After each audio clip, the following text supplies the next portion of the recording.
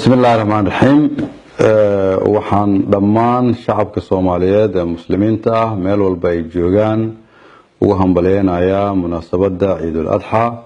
waxaan leeyahay sanadkan sanadkiisa kale ku ciida bashbash iyo ciid wanaagsan iyo nabad iyo barwaaqo waxaan rabaa inaan munaasabadan uga faa'iideysto ummadda Soomaaliyeed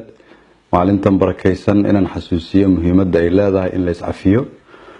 muhiimadda ay leedahay inaan kulligeen gacmaha iswada qabsano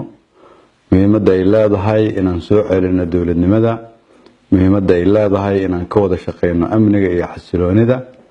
muhiimadda ay leedahay inaan kulligeen ka wada shaqeyno dib u heshiisiinta muhiimadda ay leedahay inaan isla xisaabtano meelna uga soo jeesano musuqmaasuqa